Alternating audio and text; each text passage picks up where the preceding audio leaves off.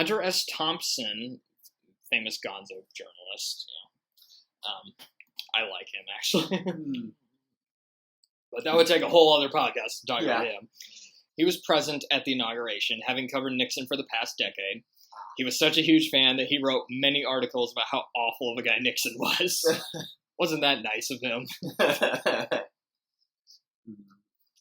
There were protests there. Some of them got a little riled up and violent. A Christmas ornament filled with paint was thrown, as well as a bunch of other things. Signs such as "Nixon is the one," the number one criminal, were there. So protesting at a president's inauguration, that's nothing new. Yeah. That's nothing new. People like to think it is, but it's not. No, clearly not. Yeah. Billy Graham spoke at Nixon's inauguration, where he talked about divine influence in the outcome of elections every 4 years. 2 months later, on March 28th, Nixon's former boss, Eisenhower, died. He was 78. In his final years, he had supported the Vietnam War and endorsed Nixon for president. Kind of takes away from his military-industrial comments, unfortunately. On July 20th, 1969, the Apollo 11 reached the moon, and Neil Armstrong and Buzz Aldrin became the first Earth creatures to step on it. Nixon was the first president to phone call the moon. He called Neil Armstrong and Buzz Aldrin not long after they arrived. It was rewired to his satellite, and they had a short conversation, about 3 minutes. Most of which was Nixon giving a monologue about the achievement they'd made. Also, a video from an alternate universe showed up on the internet of Nixon giving a speech where the mission had failed. Did you see this video? No. It was like a deep fake video. Okay. Yeah. That was very, very recently. Anyway. That's interesting. In 1969, Nixon started secretly bombing Cambodia and Laos, killing thousands of civilians, and eventually leading to the Pol Pot and Khmer Rouge taking over. In order to keep this a secret, he had the murder of a Green Beret by the CIA covered up. Oh, wow. The man apparently knew about the bombings, and they worried he might reveal this to the public. Instead, it ended up prompting Daniel Ellsberg to release the Pentagon Papers, which exposed the shady dealings of Vietnam going back as far as Eisenhower. Of course, Nixon and Agnew tried to have Ellsberg discredited, because they hated, the press and criticism, obviously. Which almost worked until they were caught. While in office, Nixon began to drink a lot of booze to relieve the stress. Like all presidents should. It's a stressful job. Who can blame him? Especially when you're someone like Nixon, who's got a whole lot of unethical stuff going on, and he's trying to keep under wraps.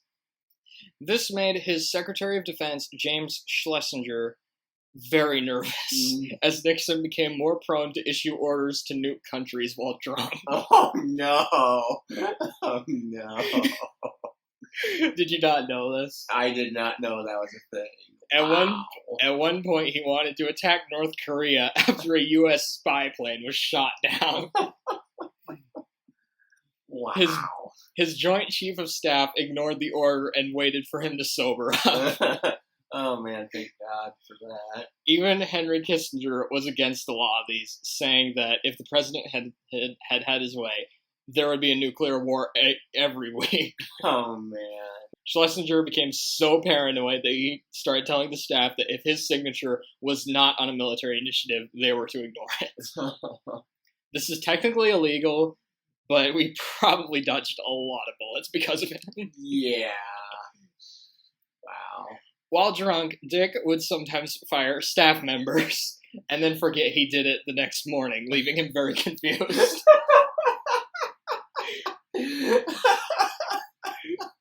Wow.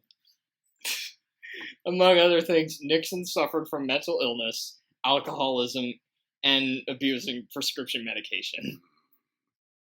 Wow, and this man was our president. Yeah. Henry Kissinger would cover for him by saying he was either sleeping or busy, so that people would not know the president was inebriated. Kissinger would have to follow him around and keep a close eye on him. This led to what was called the madman theory, that if the American president acted like a lunatic, other countries would give in to his demands. He threatened to nuke the Soviet Union to get them to help end the Vietnam War. It didn't work. Yeah.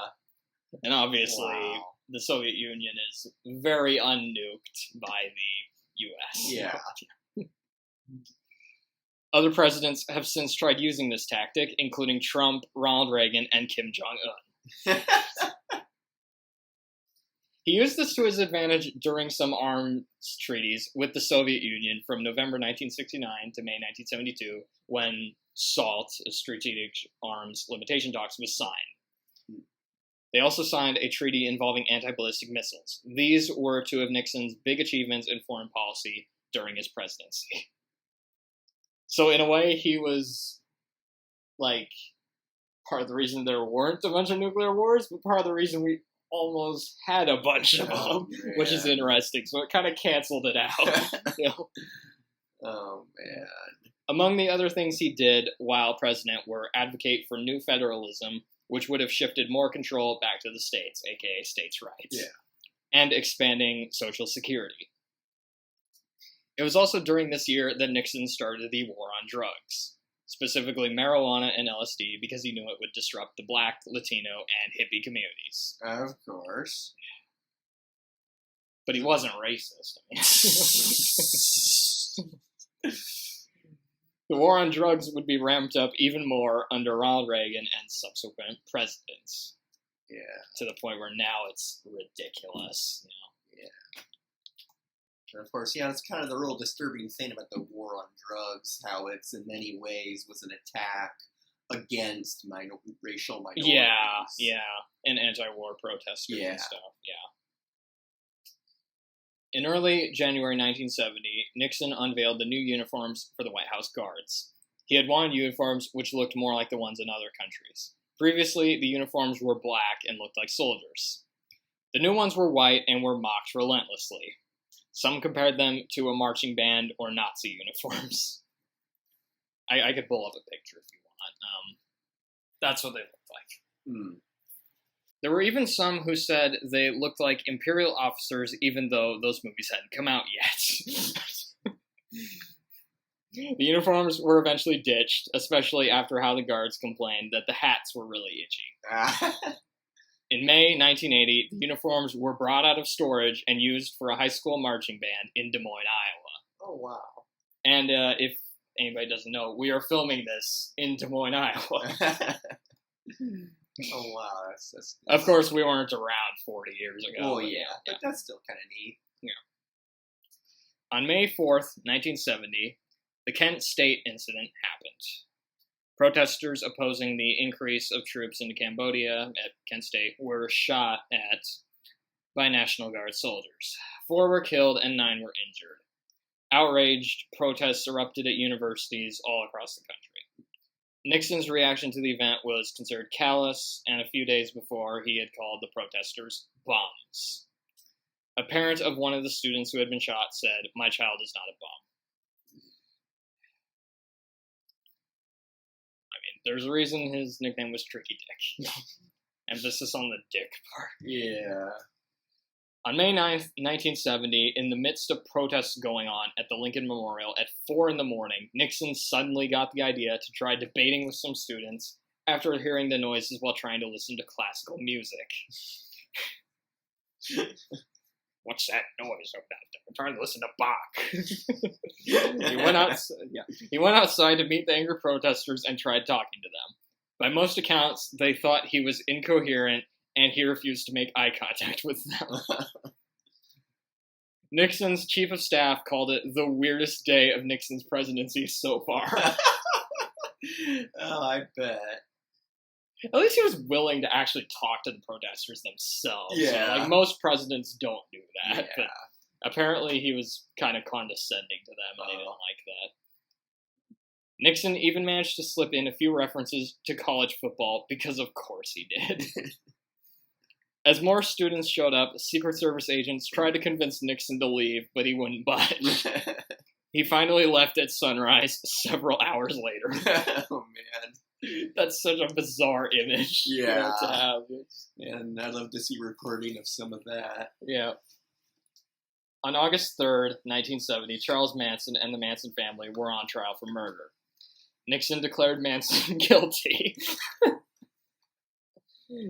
Of course, people criticized him for deciding the verdict before the trial had even fully commenced, and he retracted the statement. Well, I would hope so. Because that's not corrupt at all. Unless he could see the future, in which case, good for you, Nixon. Yeah. Because he did end up being right. Dick attended the funeral of French President Charles de Gaulle on November 12, 1970. While at it, he said, "This is a great day for France." I'm not sure if he was being sarcastic or not, but, you know, you never know. Tricky Dick. December 21st, 1970, Nixon took a picture with Elvis Presley in the White House. Very funny considering early in his career, Elvis was accused of being a bad role model due to his music and his gyrating hips. Elvis was a Democrat until the 1960s. Supposedly voted for Adlai Stevenson and Kennedy, I think. Although there are rumors that Elvis didn't vote at all, which that's possible. Elvis turned against the counterculture movement that rock music had become, despite doing drugs himself, and wrote a 6-page letter to Nixon asking if he could be made a federal agent, and tried convincing Nixon he could spy on these people because they thought he was one of them. One of Nixon's aides, who was a huge Elvis fan, got the letter and was delighted. He arranged for Tricky Dick to meet with the king of rock and roll. Nixon gave him a fake badge, which Elvis didn't realize was fake, so he'd go around trying to arrest people. He also tried to get Nixon to ban the Beatles from America due to their anti-American views. I lost some respect for Elvis after reading about that. Yeah. I do like his music, though. His movies are terrible. Well, aside from King Creole, but his music's good. Most of it. The image of Nixon with Elvis is one of the most popular of the presidents, and as of 2015, was the most popular image requested from the National Archive. Oh, wow. I didn't even know that. Even more so than, because I've seen this picture before, too. I didn't know the full story behind it. Nixon, Elvis. But, that's crazy. The most requested. Even more so than, the moon landings and, other stuff. That's insane, yeah. Wow. Then again, that was 2015, so, it could have changed by then. Maybe it's a picture of Donald Trump now. On June 17th, 1971, exactly a year before another famous break-in, Nixon planned a different one. He planned to have some of his men break into the Brookings Institution and steal some incriminating documents about Lyndon Johnson's involvement in Vietnam to blackmail him. A recording of him ordering it was recorded, and he said on the tape, "God damn it, get in and get those files. Blow the safe and get them. The way I want that handled is just to break in. Break in and take it out. You understand? You are to break into the place, write the files, and bring them out. Just go in and take it. Go in around 8 or 9 o'clock and clean it up." Wow. That's not incriminating at all. You can make so many heist movies involving Nixon's, administration. Wow. The break-in never happened. Oh, okay. Kind of wish it did, though. It'd make for a more interesting story. According to attorneys, however, simply giving the order would have been enough for impeachment. Yeah. Also, it turns out the building that they'd been planning to break into didn't even have classified documents of any kind. Oh, man. I really wish that had happened. So it would have been fruitless anyway. That would have been hilarious. They break into this place, and it doesn't even have what they want. Yeah. I know. Oh, man, that would have been funny. That'd make for, again, a great film, a great heist film. In 1972, Nixon was running for re-election. His slogan was "Nixon now, more than ever," and there was a nice catchy song to go with it, performed by the Mike Curb Congregation, a gospel group that also did the song "Burning Bridges," which was featured in the Clint Eastwood film Kelly's Heroes. It's actually a pretty catchy song, but both of those are actually. The committee to re-elect the president, which was pejoratively nicknamed by political opponents "creep," had some shady dealings, if you can believe that. The campaign insiders were nicknamed rat fuckers, and they used a lot of dirty tactics to help Nixon commit crimes, including bestiality.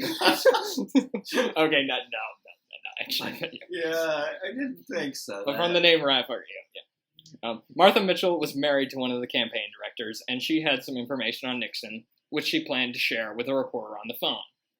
Before she could talk to the reporter, Steve King, not to be confused with the writer Stephen King, or the racist Iowa congressman Steve King, who worked for Creep. He broke into her hotel room, ripped the phone out of the wall, and beat her, leaving her badly bruised. He tranquilized her, tied her to a chair, and starved her until he got her to agree not to divulge the information. Of course, Creep denied all of this. Well, yeah, of course he would. Wow.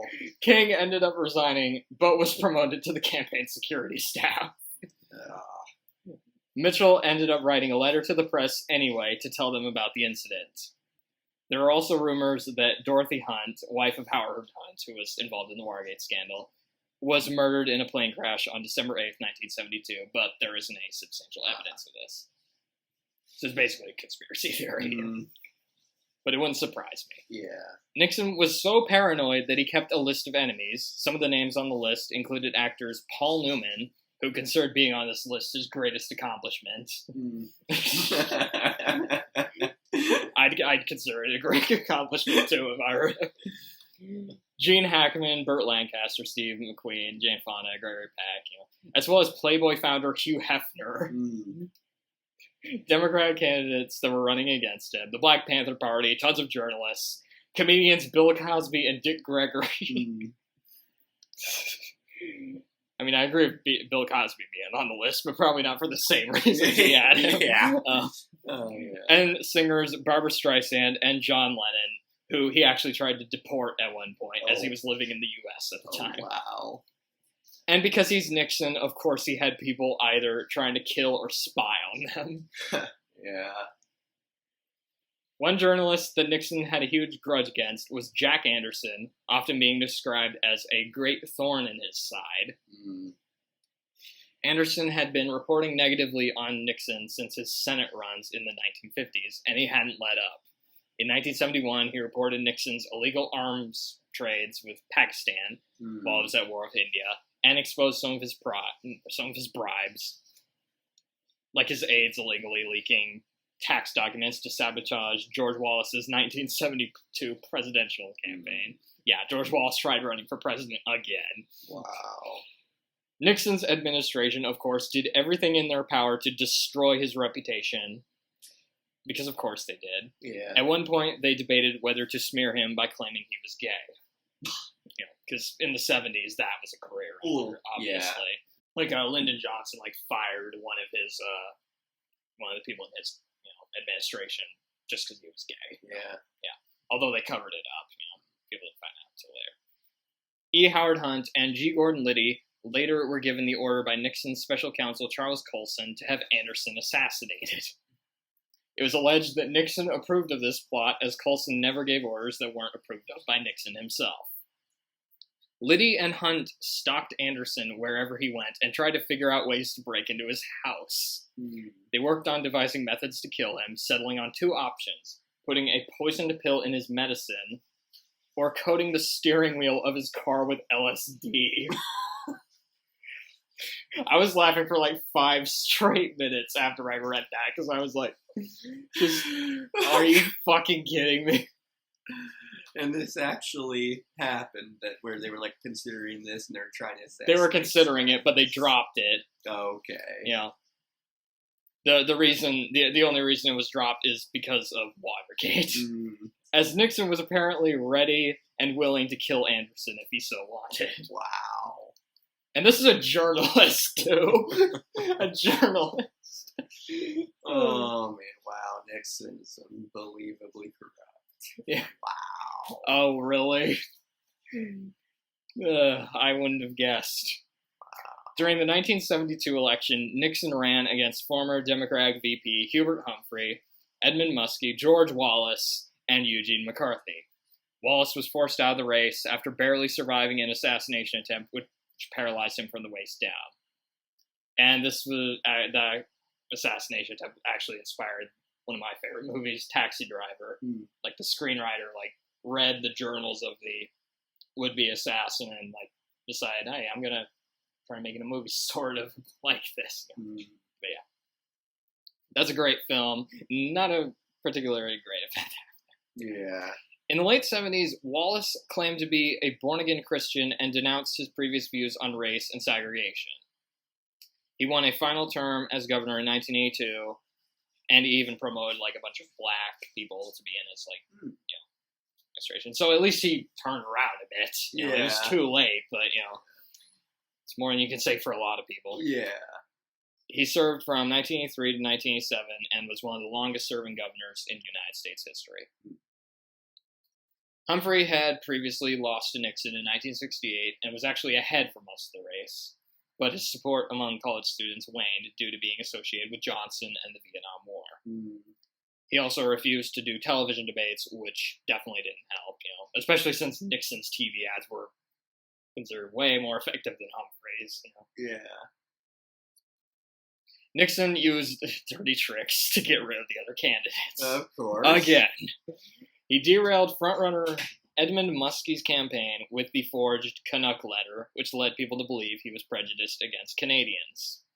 He gave a speech in response to this, which people nicknamed the crying speech, because people claimed he cried while giving it. There's no definitive proof if he cried or not, as some people say it's just the snow, as it was snowing heavily while they recorded him. Either way, Muskie dropped out of the race after the letter, and the speech tanked his chances. That's all it took. Wow. You hate Canadians, and you cried, maybe. Watergate was not the only plot Nixon had his men hatch up to win the election. Others included kidnapping war protesters, funding, which I think is kind of illegal, isn't it? Yeah, a little bit. Funding a Democratic presidential run by a black congresswoman to divide the party even more.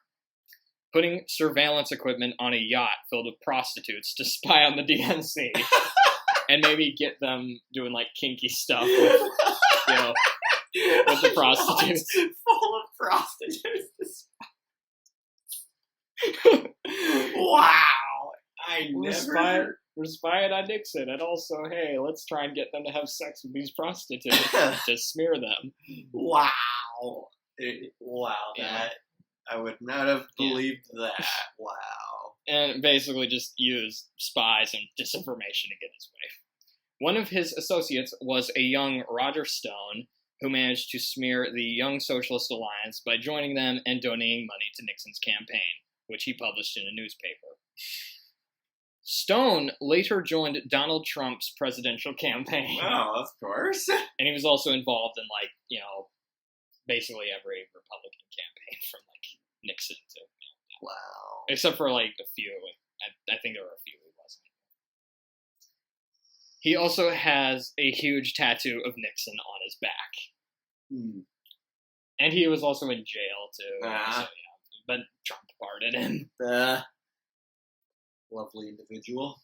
Nixon also used his surveillance to spy on Ted Kennedy, the younger brother of John and Bobby Kennedy. Nixon anticipated that he would run for president that year, which he didn't do the Chappaquiddick incident, where I told you about that. He drove the car off the bridge. Oh.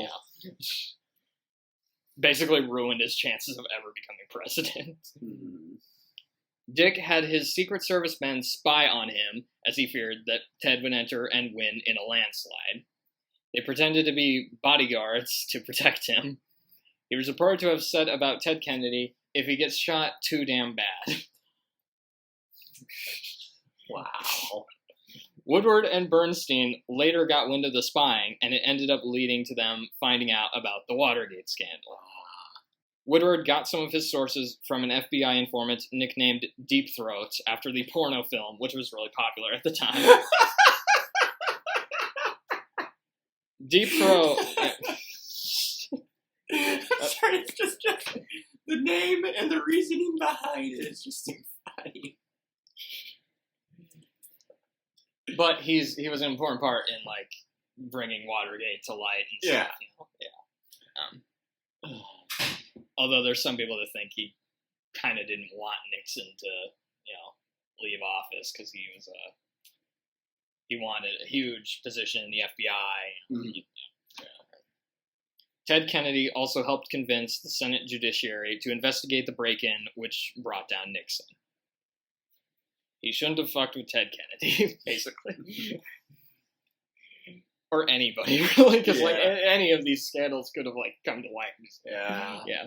The Democratic nominee ended up being George McGovern, a senator from South Dakota.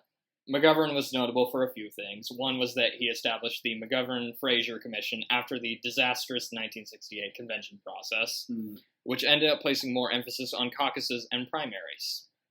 The 1972 election ended up making Iowa an important part of the election process. That's when that started. Yeah. His candidacy was considered a long-shot grassroots base, and his views split the Democratic Party as McGovern was more left-wing than the others were, with some forming a Never-McGovern coalition. He proposed to cut military spending and withdraw from Vietnam, as well as grant amnesty to draft dodgers. His campaign suffered from poor fundraising and horrendous campaign ads, as well as his outsider reputation. Nixon was actually relatively popular going into the election, having achieved several foreign policy successes, like I mentioned the SALT Treaty earlier. A meeting with, he met with the Soviet Union, and he also met with Chairman Mao, which opened up, diplomatic relations with China. Yeah. Which we might not have in a few years, depending on how the next few years go. Yeah. His selection of a VP was also disastrous. His first pick, Thomas Eagleton, was revealed to have undergone electroshock therapy, and this negative attention resulted in McGovern dropping him from the tickets. People weren't as informed about mental health and stuff back then, so, But he dropped him from the ticket, and that's something which hasn't happened before or since, I might add. He also had trouble finding a replacement, being turned down by several people, including Ted Kennedy. He eventually picked Sergeant Shriver as his running mate. Some also thought McGovern made a mistake not to emphasize his war service during the campaign. He didn't even bring it up, basically. He served in World War II, I think. Towards the end of the campaign, McGovern knew he was set to lose the election.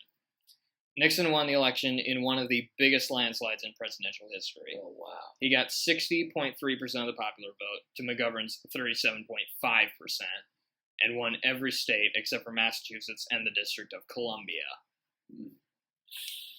Wow. So, basically the entire map was, Nixon on election day. Wow. Nixon was sworn in for his second term on January 20th, 1973. 2 days later, Lyndon Johnson died, leaving Nixon the only living president at that point. Oh, wow. Because Harry Truman had died in December of 1972.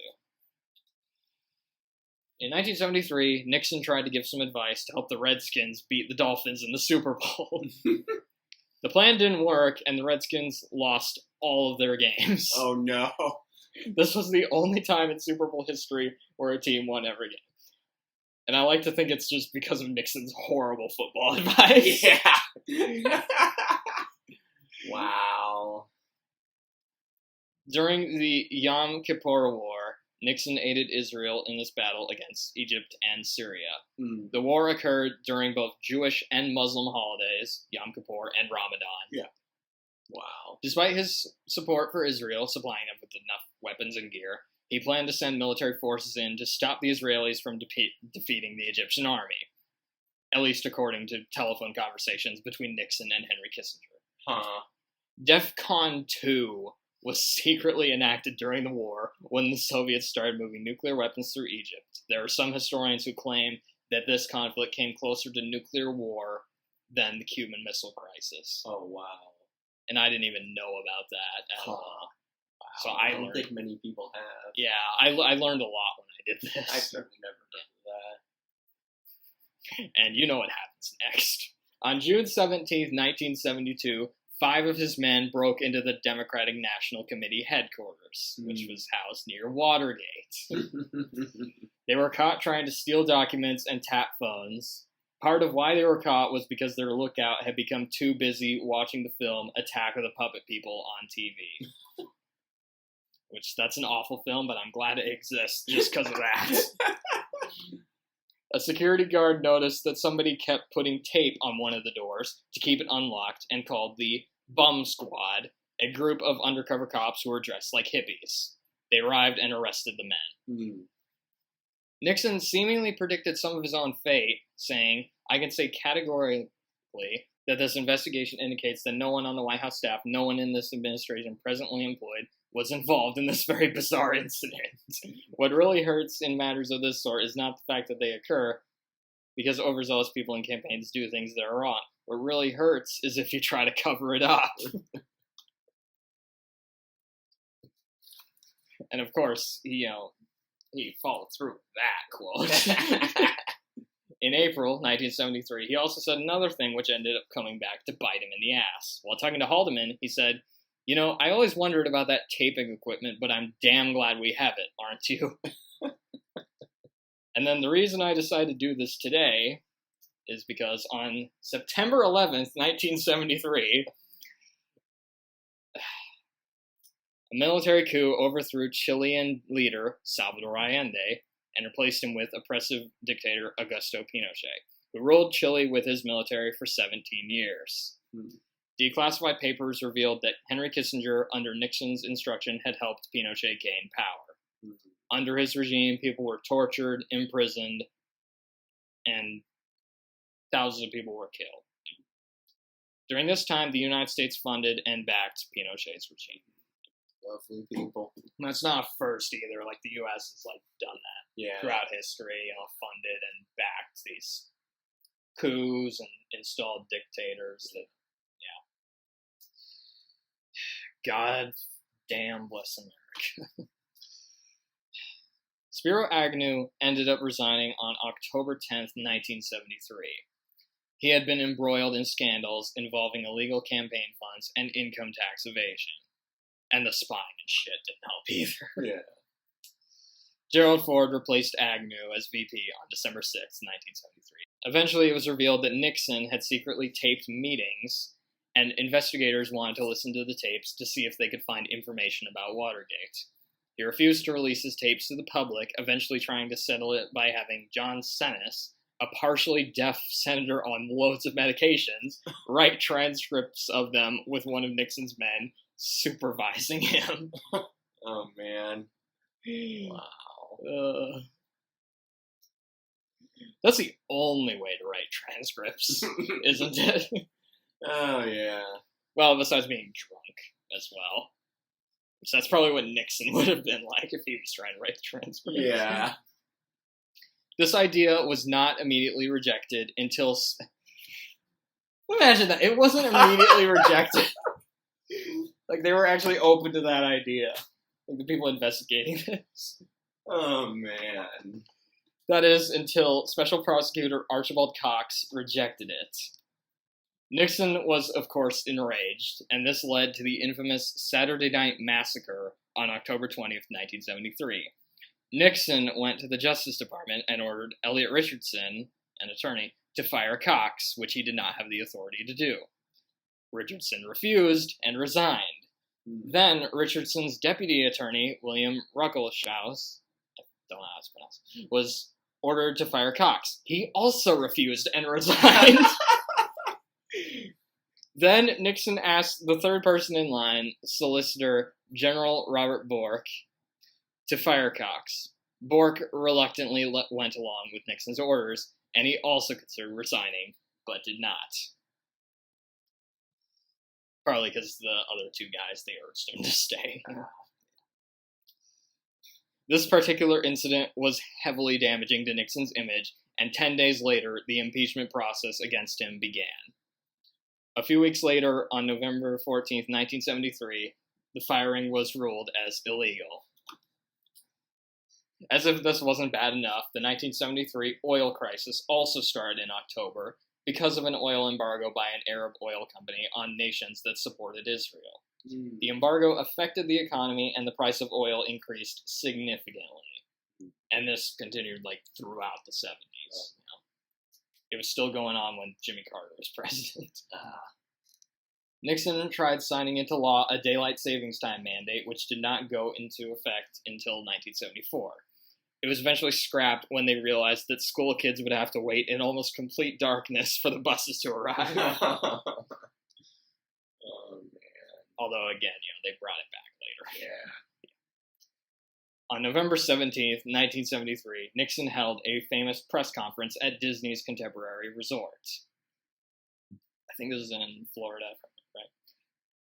He lied about his involvement with the Watergate scandal, saying, "The people have got to know whether their president is a crook. Well, I'm not a crook." That's where that famous line came from. Oh, man. Nixon was eventually forced to release the tapes. He released most of the tapes, but with 18 minutes of audio missing. Nixon's secretary claimed that the segment was erased accidentally, although it was revealed later that several sections of tape were erased in different areas. Which I don't know exactly how they figured that, in the 70s, but it took a unanimous Supreme Court decision on July 24th, 1974, for him to finally release the rest of the tapes. Wow. And it was unanimous, too. Wow. Unanimous. Man. Crazy time to be alive. Yeah. It was eventually revealed in the released tapes that Nixon had paid hush money to the burglars after they tried to blackmail him. The money he paid them with was also revealed to be laundered from Mexico. It's like a cake. It just layers and layers of corruption going on. Oh man, a corruption cake. Nixon wasn't the only crook that was paranoid. CIA Director Richard Helms was nervous that some of the CIA's awful secrets would come to light. As a result, he destroyed numerous files out of fear he'd be found out. One of the cases that he paid particular attention to in destroying was files about Project MKUltra, nicknamed the CIA Mind Control Program, was a series of experiments, some of which were illegal, done on people as a way to test interrogation methods, develop drugs to subdue people, and find a way to force confessions by mind-controlling people or brainwashing. Wow. That sounds like that literally is out of fucking 1984.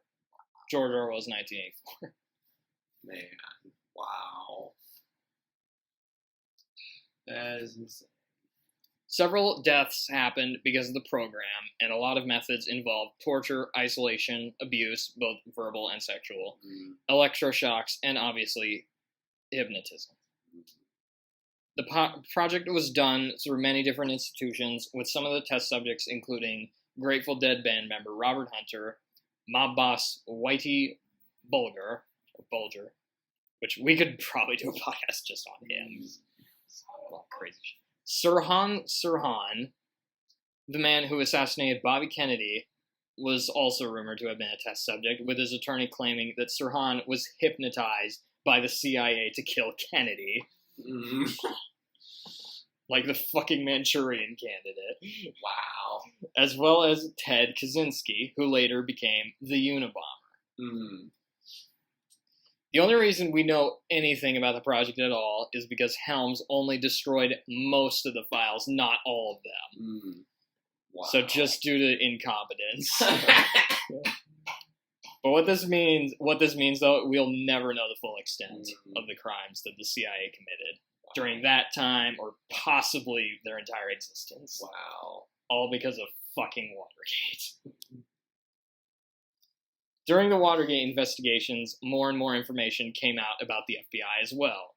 More specifically, COINTELPRO, which stands for Counterintelligence Program, an over 20-year-old program with activities involving defaming and disrupting various political groups. Among the groups affected were those in the civil rights movement, like MLK, the Black Power movement, communists, feminists, and basically anybody protesting the Vietnam War. And would you believe it? They used various legal methods. And you're damn right Nixon knew about this stuff, because it only escalated during his presidency. Prominent Republicans defended Nixon even when the evidence was against him. He got phone calls from then-Governor Ronald Reagan and then RNC head George H.W. Bush, reassuring him that he would be fine. And they were right. Oh, man. Nixon's popularity plummeted to some of the lowest approval ratings of any president since Harry Truman, and in the face of certain impeachment, he made the shocking decision on August 8th, 1974, that he would resign the next day. The night before resigning, Nixon supposedly got very drunk and paced around the halls. Mm-hmm. He came to a picture of Kennedy and talked to it, saying, "When the American people look at you, they see what they want to be. When they look at me, they see what they are." Wow. That's quite the quote.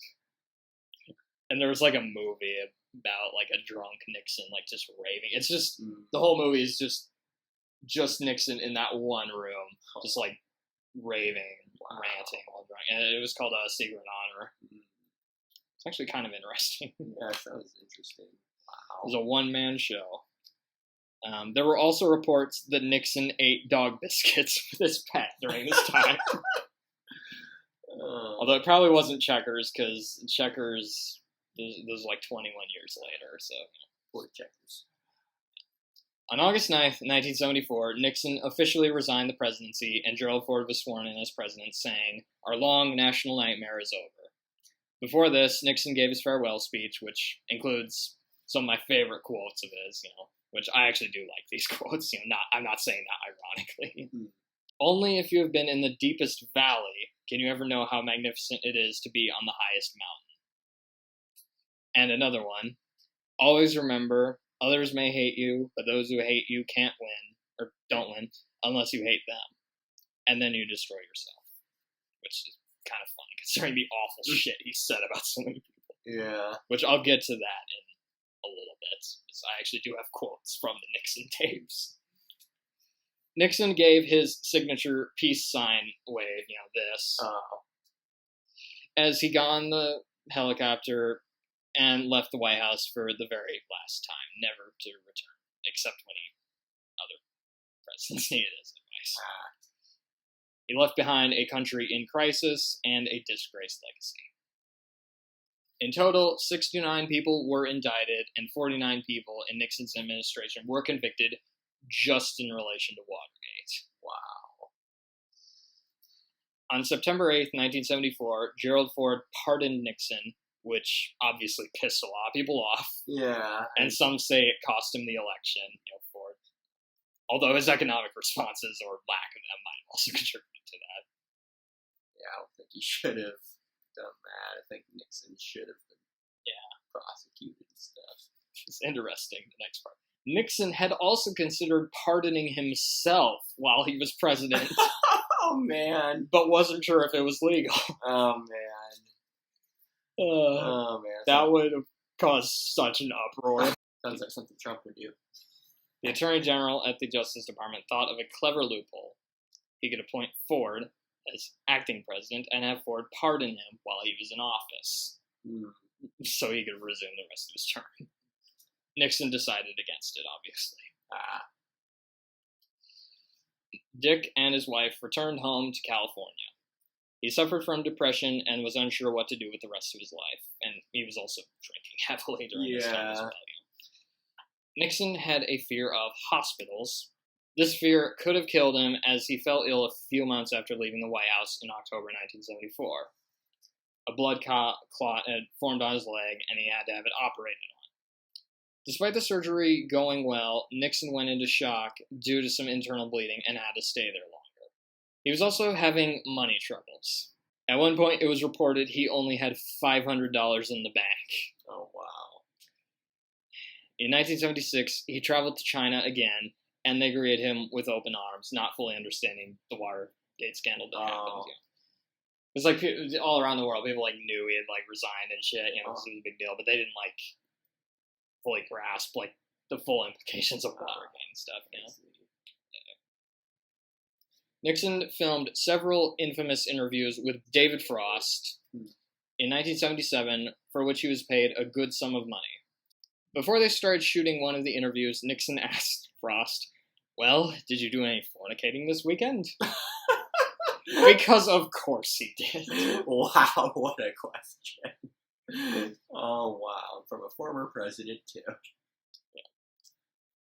And of course he probably used a ton of swear words as well. The interview was done over the course of several weeks and was broadcast on television and radio in 4 90-minute parts. The first part of it drew 45 million viewers, the most of any television political interview ever. Wow. And this record is still unsurpassed. Oh, wow. I've seen like snippets of it because I started watching it and I got bored. Yeah. But I can see why it was a huge deal at the time because this was 3 years after he resigned. Yeah, so it would have been like a real hot political issue back then. Yeah. This is also where Nixon's infamous line, "When the president does it, that means that it is not legal," came from. The words of a dictator, basically. Another famous part of the interview was when Frost got Nixon to admit that he had failed the American people.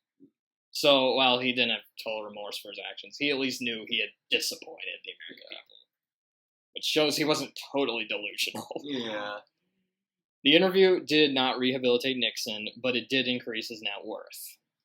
After this and some smart real estate investments, Nixon's net worth stood at $17 million.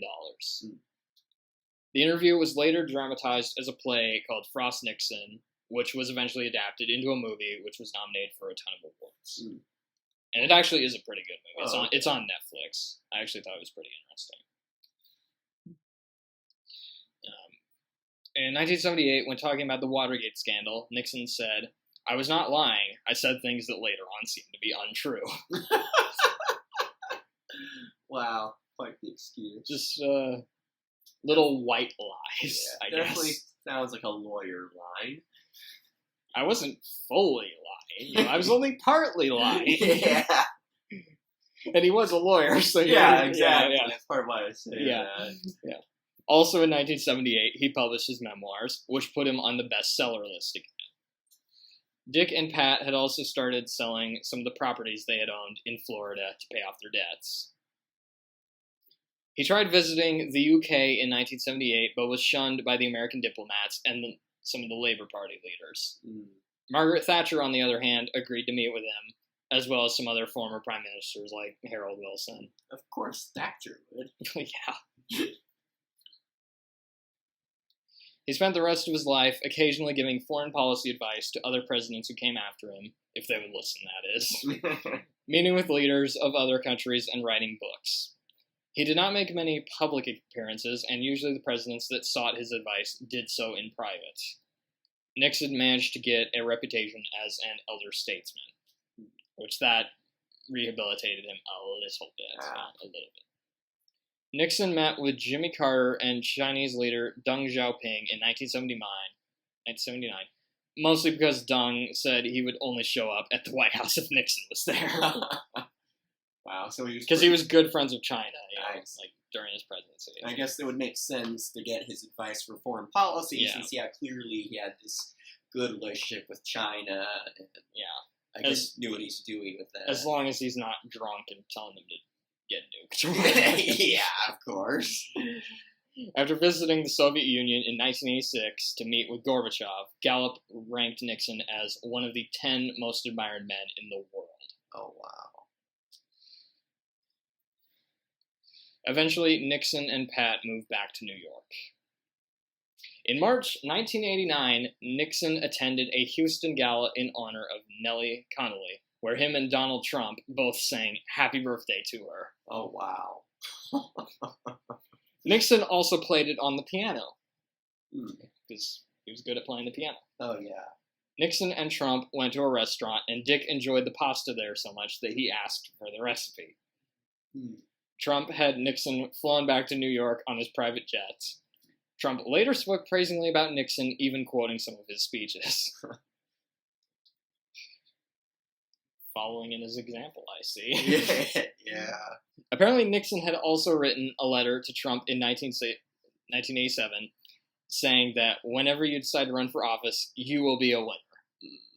His wife, Pat, had seen him on TV promoting the book Art of the Deal and thought he had a lot of potential, which prompted Dick to write the letter, even though he hadn't seen that particular interview. Recently, Donald Trump has also said, "I learned a lot from Nixon. I study history." Hasn't studied it quite enough, apparently. Yeah. And like I mentioned before, they're also connected because Roger Stone was involved in both their campaigns. Yep. Although more so with Trump. Yeah. Wow. In 1990, while reminiscing on his career, Nixon said in an interview, "I have often thought that if there had been a good rap group around in those days, I might have chosen a career in music instead of politics." I've never actually heard him sing, but that would be pretty funny. Yeah. You know? Oh, man. I guess Tricky Dick would just be his rapper name. Probably, that's what I was thinking. Famous rapper, Tricky Dick. Or Tricky Dick, that could work too. Yeah. While president, Dick's wife, Pat, would accompany him on many trips around the world, and she helped him campaign.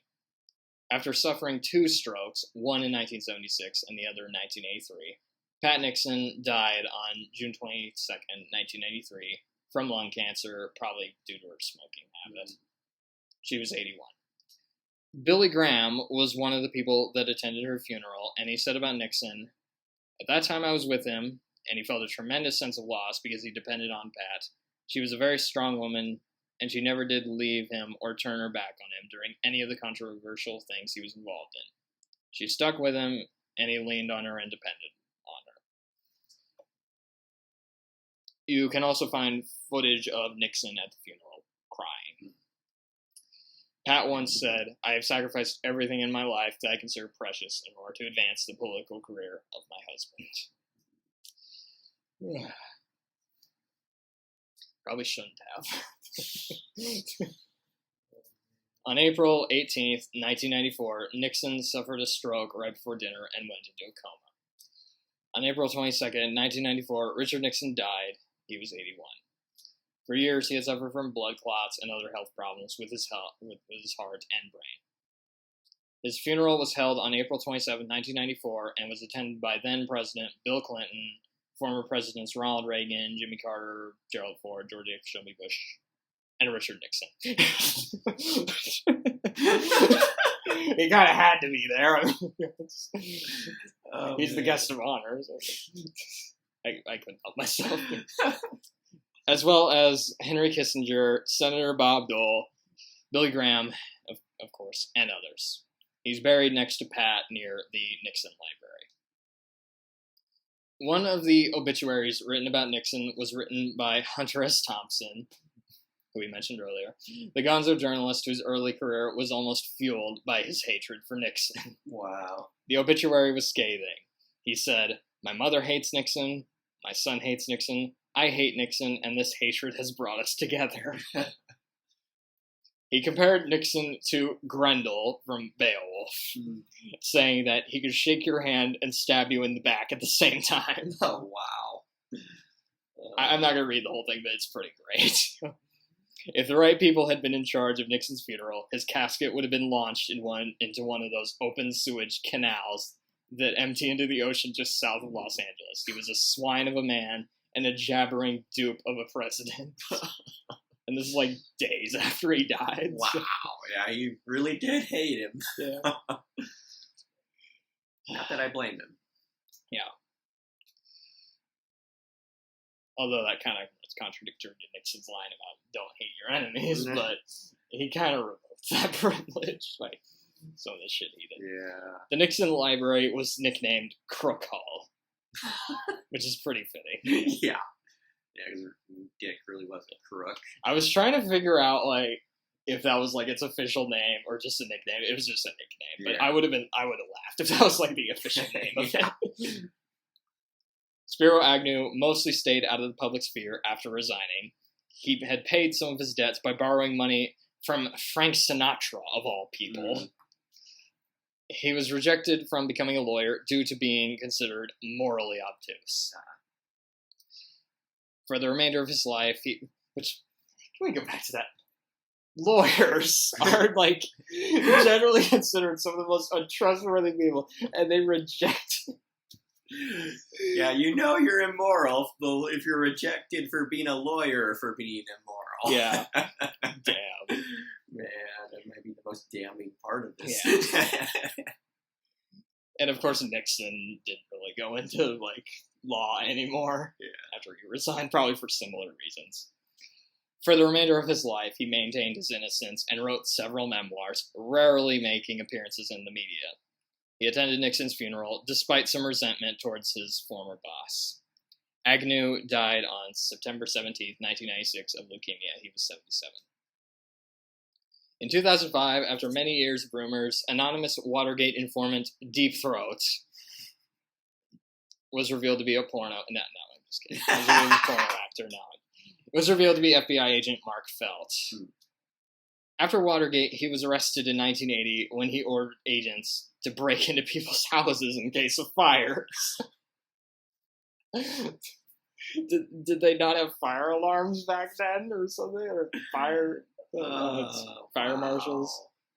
Oh my god. That sounds like something Fire Marshal Bill would do. He was pardoned by Ronald Reagan. Felt died in 2008. He was, I think, 91. G. Gordon Liddy, one of the men who planned Watergate, is still alive and does a radio show as well as occasional appearances on Fox News. Wow. A most trusted source. Oh, yeah. And that goes in regard to both. Yeah. Only one of the 5 Watergate burglars is still alive. Virgilio Gonzalez is still alive and well at 94 and works as a mechanic in Miami. Or maybe he doesn't work as a mechanic now since he's 94, but he was before. Nixon did have many accomplishments. I mentioned earlier his diplomacy with the Soviet Union and China. He also ended the draft and passed a lot of environmental acts, including creating the EPA, although he did kind of end up regretting that one because of hippies. Nixon also tried and failed to implement more expansive health care, possibly even universal health care, although the fact he failed mostly came down to incompetence. Yeah. You can also thank Nixon for signing OSHA. And Amtrak. Although he wanted that shut down immediately. Because he thought it wouldn't work. But it's still there. He also appointed a number of judges who decided Roe versus Wade, so you can thank Nixon for abortion. The judges he didn't end up appointing, but really wanted to, were apparently segregationists that even the Republican Party didn't want. He also refused to appoint women to the Supreme Court, even if it was politically advantageous, as he thought women were too emotional for the job. Wait. Sexist, too. Wait. So segregationists are fine, but women aren't? Wow. According to this guy. So he was racist and sexist. Yeah, who the hell is this guy? Oh, yeah, he's Tricky Dick. Yeah. In 2013, years after Nixon's death, the infamous Nixon tapes were released. These were recorded from 1971 to 1973. I think they just shut them off because they were like, oh shit, they're investigating us now. So, in these tapes, you can hear Nixon say a lot of crazy shit. Mostly about Jewish, black, and gay people. Yeah. Some of his deranged insights include... Bob, please get me the names of the Jews. The big Jewish contributors of the Democrats. All right. Could we please investigate some of the cocksuckers?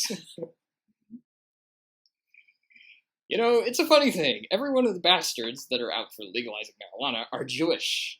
What the Christ is the matter with the Jews, Bob? What is the matter with them? I suppose it is because most of them are psychiatrists. What? It doesn't even make sense. No, it doesn't. Wow. So what a paranoid weirdo. as long as I'm sitting in the chair, there's not going to be any Jew appointed to that court. The Supreme Court. That's what he's talking about. They put the Jewish interest above America's interest, and it's about goddamn time that the Jew in America realizes he's an American first and a Jew second. Wow. Very patriotic. Yeah. God. I have the greatest affection for them. Yeah, he's talking about black people here. But I know they're not going to make it for 500 years. I guess technically we don't know that yet, but so far he's been pretty wrong on that. Yeah. They aren't. You know it too. The Mexicans are a different cup of tea. They have a heritage. At the present time, they steal. They're dishonest, but they do have some concept of family life. They don't live like a bunch of dogs, which I'm not saying that word. Do live. Mm-hmm. It's one of the N words. Yeah. The one with the E in it, rather than the I. But yeah. God, it sounds like he's projecting. Yeah. Lying, stealing. Living like a dog. Having a concept of family life. There are times when abortions are necessary. I know that. You know that's when you have a black and a white, or rape. God. Wow. So I guess he wasn't a fan of interracial marriage. I don't know how you realized that, but yeah, I think you could say that. For reference, this next one is not about Mahatma Gandhi. It's about Indira Gandhi. She was the first first female prime minister of India. This is just the point when she is a bitch. Henry Kissinger then said, "The Indians are bastards anyway." Nixon also said, "We really slobbered over the old witch." That's another thing I did not know about before this, is that Henry Kissinger really hated Indian people. Wow. Because there were other quotes I didn't include, because this is more on Nixon, but Henry Kissinger was a total douche. Right? Let me say something before we get off the gay thing. I don't want my views misunderstood. I am the most tolerant person on that of anybody in this shop. That sounds so much like Trump. Yeah, it does. I'm the least racist person. Yeah. I love the blacks. They have a problem. They're born that way. You know that. That's all. I think they are. Anyway, my point is, though, when I say they're born that way, the tendency is there. My point is that the Boy Scout leaders, YMCA leaders, and others bring them in that direction, and teachers. And if you look over the history of societies, you will find, of course, that some of the highly intelligent people, Oscar Wilde, Aristotle, etc., were all homosexuals. Nero, of course, was, in a public way, in with a boy in Rome.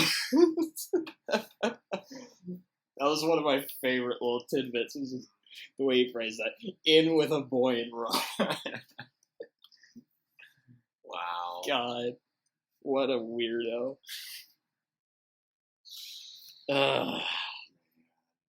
Which, there were a lot of people in the 70s that held those views. Yeah. Still. What an asshole. Yeah, he's just a collection of just nasty. And there's more.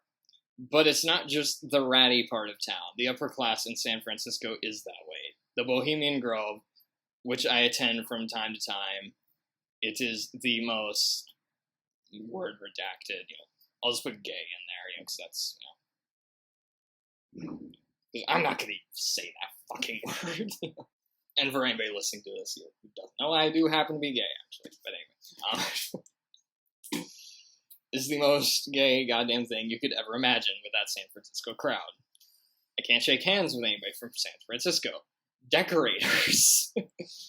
Why is he so scared of decorators? I don't know. They got to do something, but we don't have to glorify it. One of the reasons fashions have made women look so terrible is because the goddamn designers hate women. Designers taking it out on the women. Now they're trying to get some more sexy things coming on again. Oh my god, I'm so glad this stuff was on tape, because this shit is so fucking crazy. Oh man, the president commenting on fashion. Gosh. I love how he's criticizing gay people for hating women, yet he himself had some, like, kind of misogynistic views. Yeah. Within groups, there are geniuses. There are geniuses within black groups. There are more within Asian groups. This is knowledge that is better not to know. Now we know who Stefan Molyneux was inspired by. Yeah. Screw state. State's always on the side of the blacks. The hell with them. What a racist asshole. Yeah. Oh god, this next one.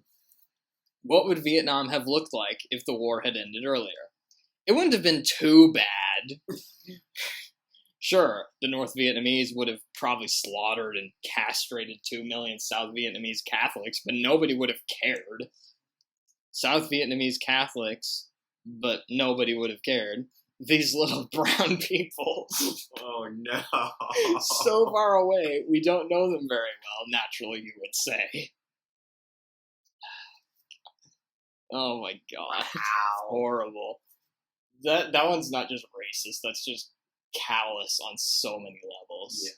It's almost like sociopathic. Like, Also, something that surfaced about a year ago was a clip of Richard Nixon talking on the phone to then California Governor Ronald Reagan. Reagan called African delegates at the UN monkeys, who were uncomfortable wearing shoes. Wow. Nixon laughed heartily at the comment and responded, "Tail wags the dog." Ronnie the racist. Mm-hmm. Yeah. What? I forgot about some of these. You never can predict how the Chinese are because they're Chinese. Oh, Not because they are communists. The Russians are more predictable because they are doctrinaire. Wow, and he had good relations with China too, and yet he was racist against them as well. Behind their backs, of course. Yeah. This was secretly taped and stuff. Yeah. And there was the one where he mentioned Jews while talking to Billy Graham. Oh, yeah. He made a comment that seemed to blame anti-Semitism on Jews themselves, mentioning Germany and Spain, and then saying that it's going to happen again in America if these people don't start behaving. Mm. It may be they have a death wish, you know. That's been the problem with our Jewish friends for centuries. Graham didn't help the situation with a comment blaming Jewish people for pornography and saying some of them were part of the synagogue of Satan.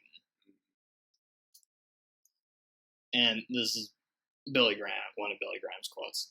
Well, they've always been, through the Bible at least, God's timepiece, and he has judged them from generation to generation, and yet they used them, and they've kept their identity.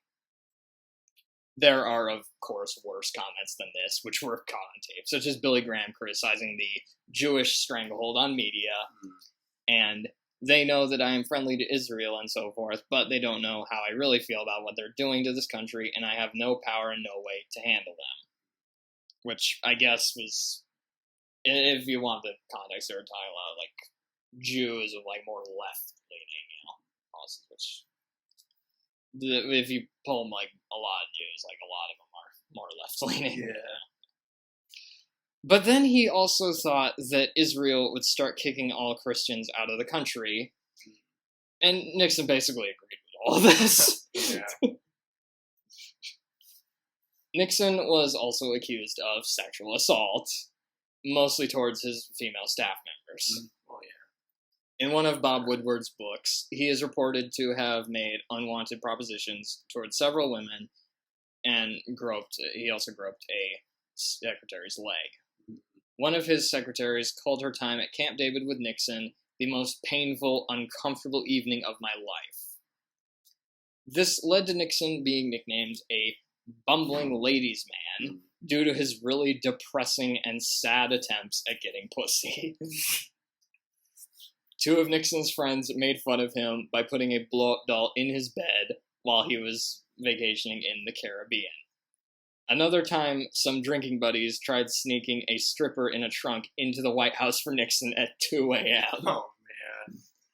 The security guards did not let them in. Yeah, I would imagine not. That would have been really funny if they did, though. Oh, man. We got strippers in the White House. Oh, man. As for Nixon's legacy, I probably can't sum it up better than his own chief of staff did, H.R. Haldeman, who said, "Nixon is the weirdest man to have ever lived in the White House." I'm not sure about that, because we had a lot of weirdos. Yeah. Nixon is also commonly depicted in popular culture as a lying, unscrupulous, and untrustworthy character, not at all like the real one. He was way worse in real life. Yeah. Lots of movies were made criticizing his conduct during Watergate, including All the President's Men, which was based on the nonfiction book by journalists Bob Woodward and Carl Bernstein, who uncovered the Watergate scandal. And that's a great movie, by the way. Nixon appears in news footage several times in that film. He's been played by such famous actors as Anthony Hopkins, which is an interesting choice because he's Welsh. Hopkins played him in the Oliver Stone film Nixon, and Frank Langella played him in Frost Nixon, which was the one about the interviews. David Frost. He had previously played another evil blood-sucking monster in the 1979 film Dracula.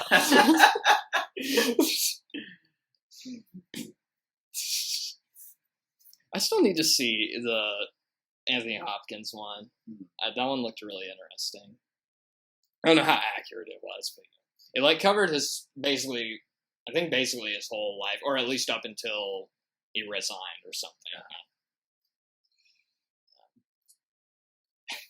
One of my favorite portrayals of Nixon in popular culture comes from the cartoon Futurama. In that show, which takes place in the year 3000, Nixon's preserved head gets a robot body and runs for president. He is depicted as a cartoonish, over-the-top villain, and it's pretty great.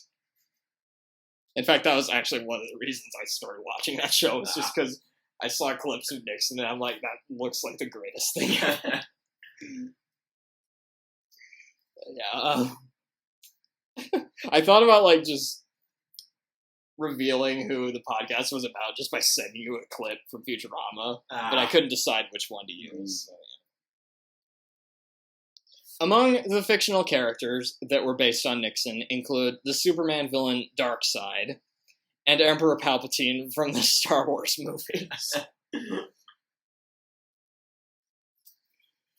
Richard Nixon was the only person to appear on the national presidential ticket 5 times besides FDR. Nixon also has 2 daughters who are still alive, Tricia Cox, who was born in 1946, and Julie Eisenhower, who was born in 1948. She married David Eisenhower, who's grandson of Dwight Eisenhower, which is interesting because he was president while Nixon was vice president. Yeah. So, it comes full circle. I wonder if Nixon fucked his niece or something, like Hitler did. Tricia serves on several medical boards and at the board at the Richard Nixon Foundation. Like her father, her husband also practices law. And I'm sure he's great at it. I actually don't know. I didn't do much research on him. Julie is also on the board at the Richard Nixon Foundation and was one of her father's defenders during Watergate, being very active in his political activities. She gave many interviews about her father while Watergate was going on. She also worked as an editor at the Saturday Evening Post. According to her, Nixon had considered resigning as far back as July 4th, 1973, just a year before he actually did. She wrote several books, including a best-selling book about her mother, Pat. And she is still an active defender of her father's legacy, having expressed disappointment in some of the films about her father, including the Oliver Stone film Nixon, the one with Anthony Hopkins, which she called a twisted sense of history. Tricia and Julie got into a feud over their father's library at one point, and Trisha wasn't allowed at it. They couldn't agree on who would manage it. I'm not sure if she's still allowed there or not. Some other Nixon quotes, which I think totally sum him up. Solutions are not the answer. Okay. Which sounds... Oh god, that sounds like Bush, The ambitious will realize they'll succeed more with success than with failure. That close.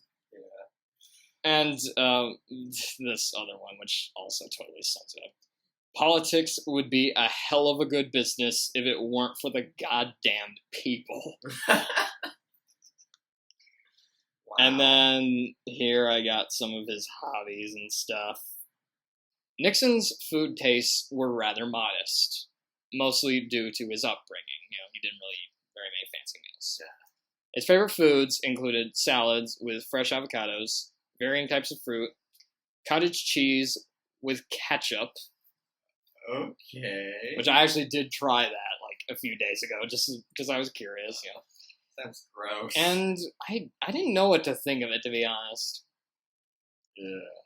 And his favorite food was meatloaf, which, well, supposedly, and it was a special recipe by his wife Pat, which included beef and pork. Obviously, I didn't eat that. He preferred eating foods made from California grocery stores. Which maybe that was because he grew up around grocery stores a lot, so. His wife Pat preferred eating healthy cold foods. Dick's breakfasts were relatively simple, eating cereal, a grapefruit, orange juice, milk, and coffee. In terms of drinks, Nixon liked drinking a lot of expensive red wine from Chateau Lafite Rothschild, while serving his guests really mediocre wine with the labels covered so they couldn't see what it was. Oh, man. Tricky dick.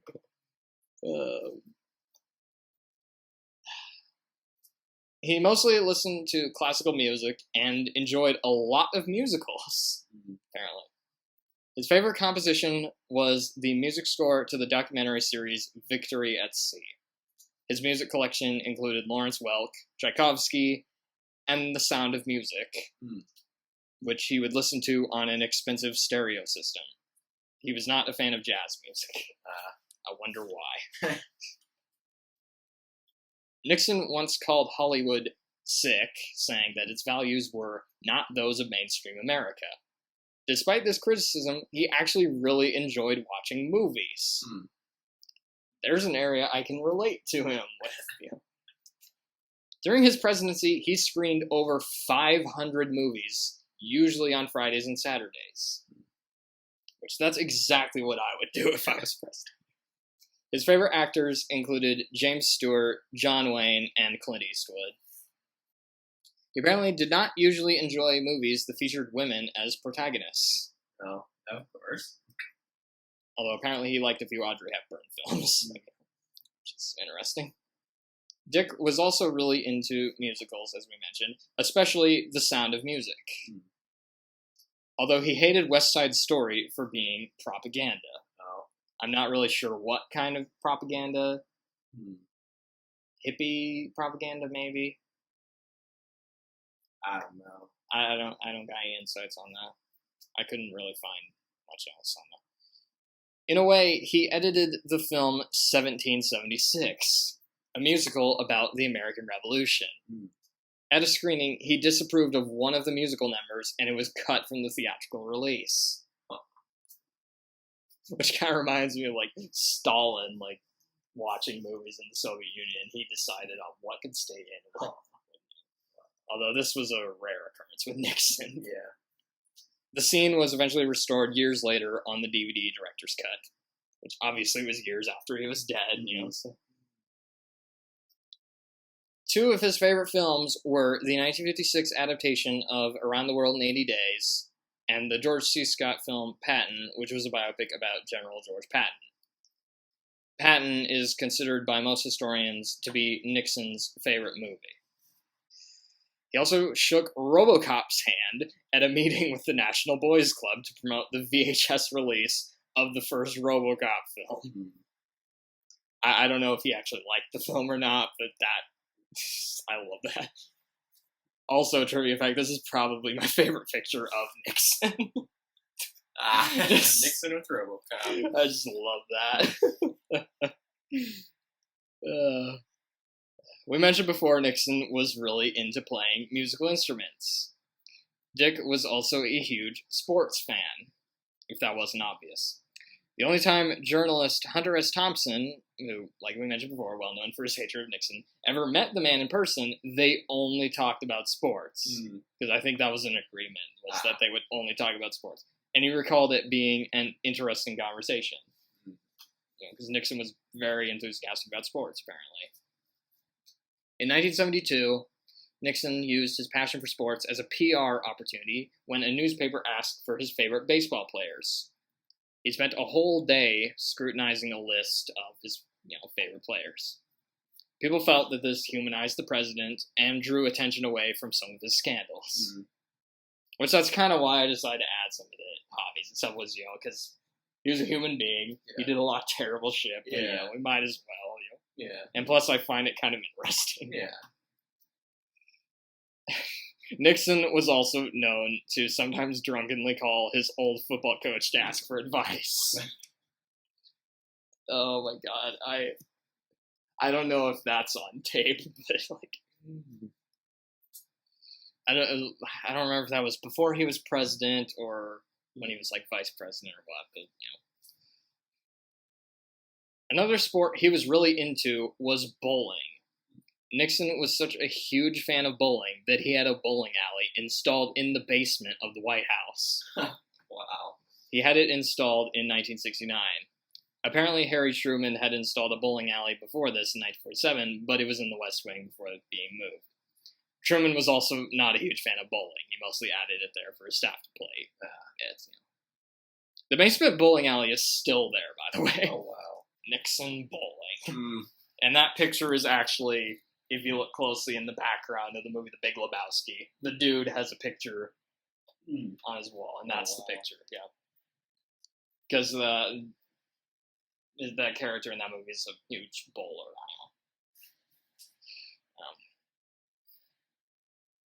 Nixon also read a lot of books. Russian writer Leo Tolstoy was one of his favorites. He's mostly known for writing War and Peace and Anna Karenina.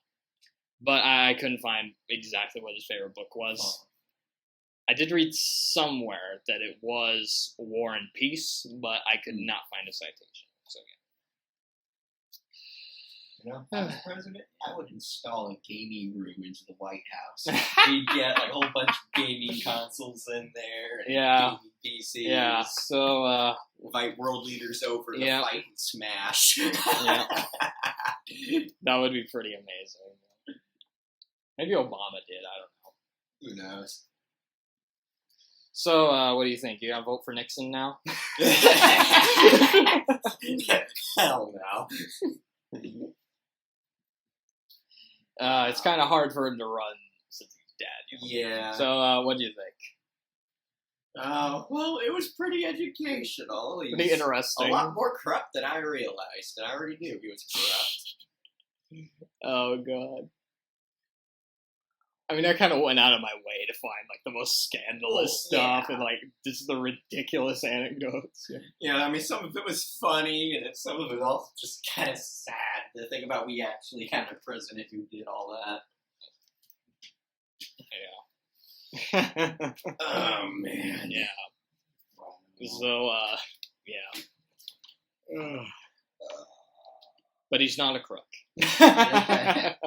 Anyway, so I guess next time I'll be letting pick the topic, whatever it is. So I don't know. You think we could use, instead of my real name, use a different name? Okay. A username I often use is Maya Dude. Maya Dude. Okay. I didn't use your last name at least. Well, yeah, but even then, I'd rather not use my first name. I'm sorry. That's all right. I'll edit it out. I'll censor it. I'll censor out your real name. But yeah, just insert Maya, dude. yeah. No, I'll just add like a beep or something. Oh. Maybe I'll add that over like some of the racial slurs as well. Here, I'm with. Yeah. Then they'll go, oh my, what the heck is this guy's name? Yeah. Okay, so next time on story time, I'll be letting Maya dude pick the next subject, which is probably Billy Graham. Probably. I don't actually know. Yeah, but I like surprises, so.